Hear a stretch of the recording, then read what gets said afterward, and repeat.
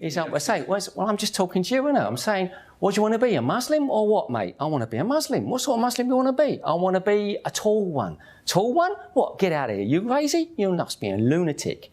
My name's Gary Busby, but it's changed to Suleiman 15 years ago when I embraced Islam. I'm nearly 60 years old now. I come from London, the East End of London, Hackney, which makes me a Cockney. You know, that's a real thing. People will say they are. I actually am, if you couldn't tell already. Like a lot of regular English guys, you might say, I would have said if there was a box to tick on a form, what's your religion? You would tick that box, Christian. And then someone would say, okay, when did you last read the Bible? And you'd say, oh, I don't remember reading it at all, you know, or maybe I did at school. So, you know, the Lord's Prayer, and maybe you went to church for somebody's wedding or a funeral, and that's about all you know. And that's what most Christians are in the UK, the majority so-called Christians. So I was one of those. I arrived in Bahrain in the 1st of June 1984, which was also the 1st of Ramadan. So one of my first experiences was to see people fasting. But the first thing I really noticed was to hear the call to prayer coming from the nearby mosque. I heard this voice singing out over the streets, and I heard another one. It was like in a cannon. You could hear stereophonic sound as they were picking up. And I asked somebody, what's that guy saying? Actually, the guy I asked didn't know. But after some couple of tries, I found somebody that told me what the guy is saying. I said, oh, that's interesting. That's a very straightforward thing to say. It's not something sort of weird and poetic. It's just a straightforward, you know, come to the prayer. You know, that's what it's saying. Interesting. Okay, never mind. I didn't give it too much more thought, but I was working with Muslims. They were fasting in that first month, and they could see I was interested. So they started to give me answers to simple questions. You know, so you pray. How often do you pray? What do you say when you pray? Oh, okay. I can't say I was overly excited about that. I just thought, that's interesting. It's something different. Jump forward many years. I was in Turkey in the mid-90s. And there I saw something else. There I saw a country full of Muslims living in a secular state. I realized particularly during the Ramadans in Turkey, Ramazan as they call it there, the people who were fasting and the people who were not fasting, they're coexisting because there was no prohibitions there on the opening of cafes and drinking in the street, smoking, whatever. So you saw people choosing their fast rather than it being an overall cultural blanket. That's when I perceived something more. I started to notice there was a link between the people who I'd got to know and like and the ones who were fasting. It was a straight positive correlation, as a statistician would say. You know, this is a significant at the 95% level, you know. And I joined in. I just did that spontaneous thing. I said, I'm going to try this. What exactly do you have to do? Dawn to dusk? Yeah, okay, fine. It's not just a question of ignoring a few cups of tea. Immediately I found it tough, and immediately, respect. You know, this is not easy. You have to want to do this. And during that time, somebody saw that I was interested, and they gave me my first Quran. Jumping ahead, I came back to Dubai.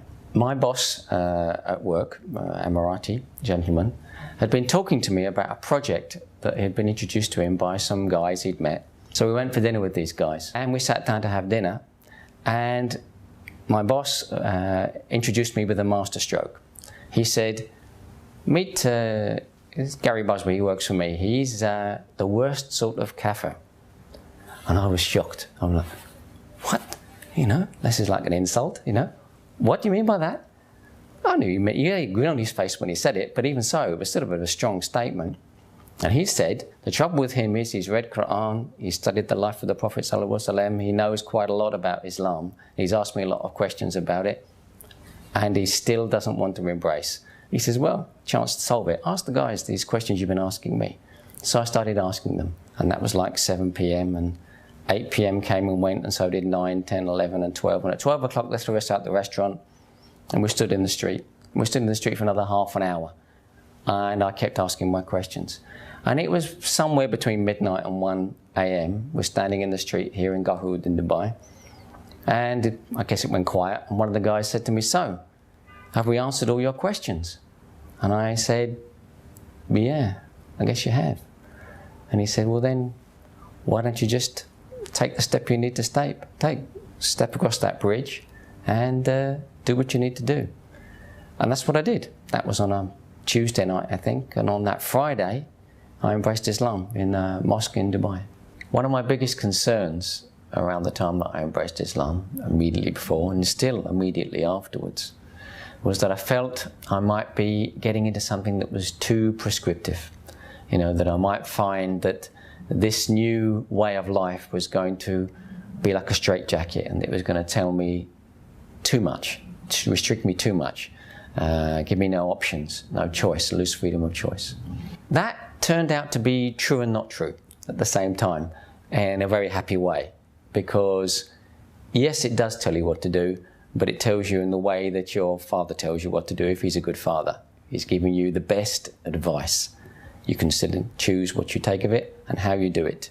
You know, it's up to you. You're still a human being. But now you know you're being given good advice. And that's very comforting, isn't it? I'd actually found the formula. This was the way to fix myself. You know, follow what it says in the Quran. And it was like having the most wise dad in the world who was always hanging around near you to tell you stuff. Ah, don't do that, you know. And I thought, wow, this is amazing, everything.